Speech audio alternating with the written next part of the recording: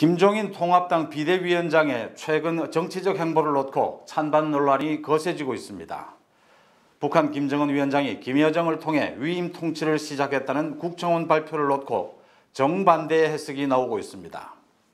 여권의 정치 원로인 유인태 전 국회 사무총장이 문재인 대통령과 추미애 등 현 여권에 대해 직격탄을 날렸습니다.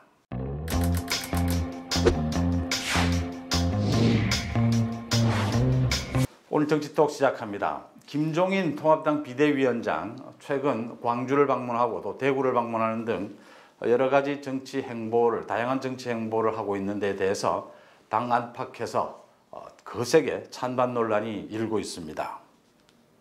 지난 18일이었죠. 대구를 방문한 데 이어서 19일 광주 5.18 묘역을 참배를 하고 무릎을 꿇고 사과를 했습니다. 앞으로 비례대표의 25%를 호남 인사로 배치를 한다. 또 5.18 유공자의 연금을 지급하는 것을 비롯해서 그 예우에 관한 법률의 추진에 전향적으로 검토한다 이런 얘기들이 나오니까 많은 반발이 있는 게 사실입니다. 또 뭐 찬성 얘기도 많이 있고요. 김종인 위원장이 오늘 전국 시도위원장이 모인 자리에서 이런 말을 했습니다. 새로운 시대에 맞는 사고를 가져야만 앞으로 대통령 선거를 맞이해 다시 한번 재집권할 수 있다고 강조했습니다. 평소의 지론이죠. 장외투쟁이 필요 없다. 선거를 통해서 정권 교체를 할 수 있다 하는 점을 다시 강조한 셈입니다.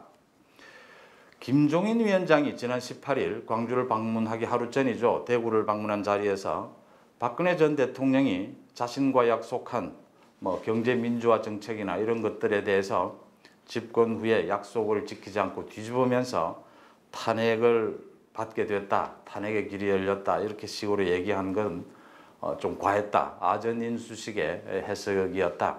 박근혜 대통령의 탄핵은 그 최순실과의 그 국정농단 그 부분이 문제가 된 것이지 정책 이 부분이 직접적인 이유가 되지 않았다는 점에서는 그런 지적은 맞습니다. 하지만 그 김종인 위원장의 현재 통합당에서 김종인 위원장을 어떻게 바라봐야 하느냐, 어떤 가치가 있느냐라는 부분은 이렇게 작은 부분보다는 크게 한번 짚어봐야 되지 않느냐 이렇게 봅니다.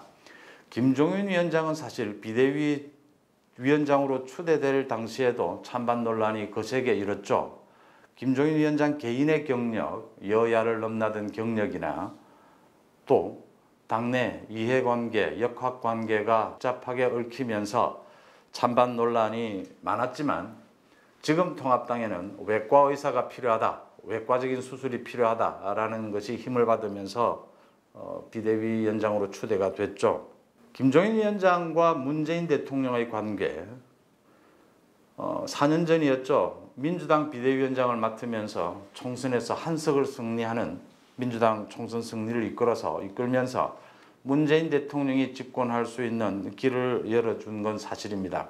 또 문재인 대통령을 누구보다 잘 알고 있고 문재인 대통령의 그 이후에 민주당에서 거의 쫓겨나다시피 하면서 문재인 대통령의 확실히 선을 그었죠. 문재인 대통령의 국정 운영 능력, 주변 운동권으로 가득 찬 주변의 경직된 사고를 문제를 삼으면서 문재인 대통령과는 분명하게 선을 긋고 문재인 대통령 당선에 기여한 점을 대국민 사과까지 했습니다. 김종인 위원장이 통합당을 비대위원장으로 취임한 이후에 문재인 대통령에 대해서 경제에 대한 감각이 없다. 또 최근 전광훈 목사를 엮어서 코로나 책임 전가하는 것에 대해서 유치한 정쟁, 유치한 정치 투쟁하지 말라. 정쟁이나 이념 투쟁이 아니라 기존에 이렇게 실생활에 맞는 국민들의 가슴에 좀 와닿는 이런 메시지를 통해서 통합당의 이미지를 많이 바꾼 건 사실이다. 김종인의 경륜이 좀 돋보이는 부분이다. 이런 지적도 있습니다. 통합당이 현재 뚜렷한 대선 후보가 없는 상황에서 반문재인, 문재인 정부의 독주를 견제하고 또 대선을 준비하기 위해서는 김종인의 리더십이 필요하다. 박근혜 전 대통령에 대한 비판에서 보듯 작은 실수들, 작은 부분에 있어서는 김종인 위원장이 문제가 없는 건 아닙니다. 김종인 위원장의 경력에도 문제가 있고요. 하지만 좀 크게 봐서 지금은 반문재인의 똘똘 모두가 뭉쳐야 한다. 수도권, 영남권, 호남까지도요. 그런 점에서 본다면 김종인의 효과, 효율성은 아직 살아있다 이렇게 봅니다. 특히 내년 4월 서울시장과 부산시장 보궐선거가 걸려있는 만큼 서울과 부산시장의 보궐선거에서 어떤 결과를 낳느냐에 따라서 또 대선 전국에서 김종인 위원장의 필요성이 다시 한번 평가해 볼 필요가 있다 이렇게 봅니다. 당명도 바꿀 거고요. 또 정강정책 이미 많이 바꾸어가고 있습니다. 김종인 위원장에게 찬성하거나 찬성하지 않거나 김종인 전체 크게 봐서 반문재인 대열을 위해서 김종인 위원장의 효율성 다시 한번 짚어봐야 되고요. 김종인 위원장도 당을 중도로 이끌고 또 진보적인 정책을 이렇게 수혈을 하면서 기존 보수층을 끌어안는 모습, 동의를 받는 모습, 이해를 구하는 모습도 필요하다. 그런 부분을 좀 간과해서는 안 된다. 지금 간과하고 있다. 이런 지적을 하지 않을 수가 없습니다. 어제 국회 정보위에서 국정원이 보고를 했죠. 박지원 국정원장이 김정은 위원장이 김여정에게 위임 통치를 시작했다. 이 비공개된 정보위에서 비공개로 진행된 사안인데 사후에 이제 여야 의원들을 통해서 드러났습니다.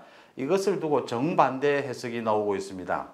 김정은이 사실상 거동이 불편할 정도의 유고 상황이다. 이런 입장이 있는 반면에 정반대로 김정은이 통치에 자신감을 갖고 시스템을 바꾸는 한 과정일 뿐이다. 통치 시스템을. 이런 전망들이 엇갈리게 나오고 있습니다. 김대중 정부에서 청와대 국정상황실장을 지낸 장성민 이사장 페이스북에 올린 글입니다. 북한과 같은 신정체제에서 1인 영도자의 지도력을 대신해서 위임 통치한다는 말은 모순이고 있을 수 없는 말이다. 신성한 절대 권력을 누가 위임 통치한다는 말이냐?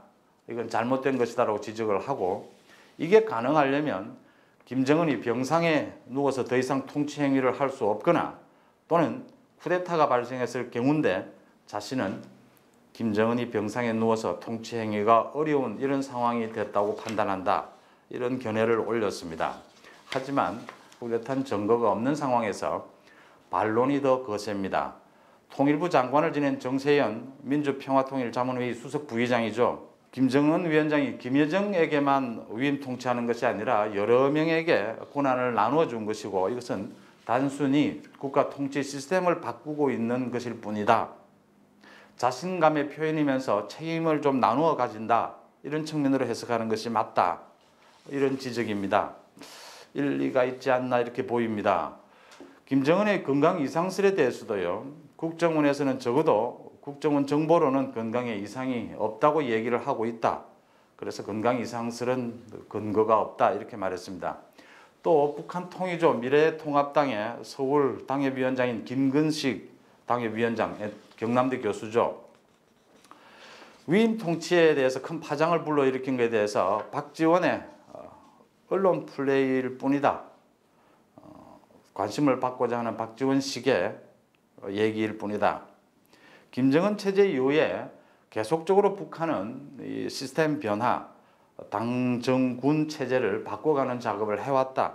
그 크다란 권력 변동이나 유고 사태가 생긴 것이 아니라 그런 시스템 변화의 한 과정일 뿐인데 이거를 국민의 관심을 좀 끌어보려고 한 과장이다.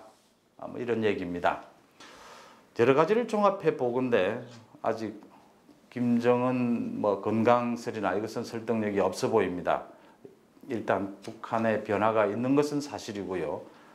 그 변화는 일단 국가 통치 체제 시스템의 변화에 의한 권력의 일부 이양 또 책임의 일부 이양 이런 부분이 아니겠느냐 이렇게 보는 게 타당할 겁니다.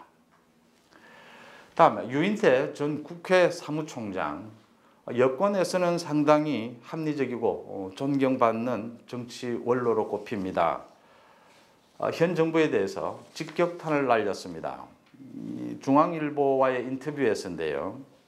먼저 추미애 장관 국회에 와서 아들의 그 탈영 의혹에 대해서 묻는 질문에 소설 쓰시네라고 말한 부분을 아주 크게 나무랐습니다. 국회의원을 5선씩이나 하고 당대표까지 지낸 사람이 어떻게 국회의원의 질문에 소설 쓰네라고 말을 하면서 기가 찼다고 했습니다. 국민의 판단에 맡기면 될 일이지 이런 말을 어떻게 할 수 있느냐.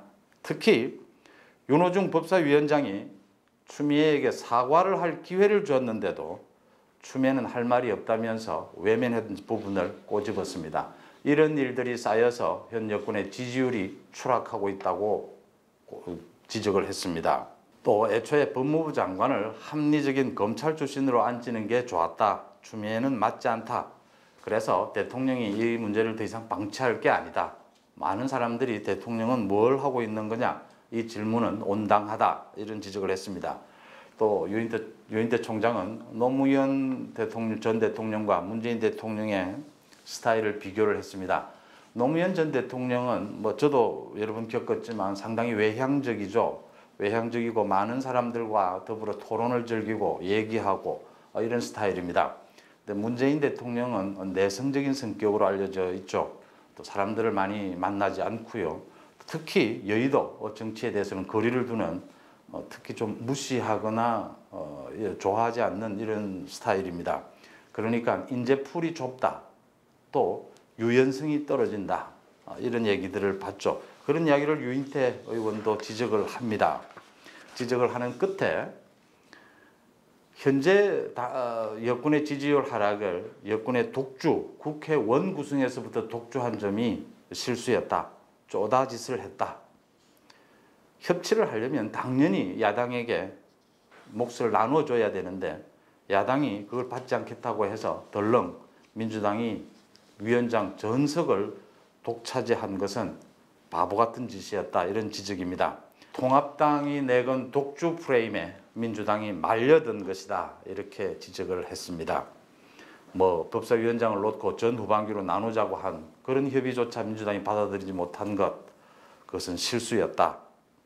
또 한 가지 더요. 유인태 전 국회 사무총장의 지적입니다.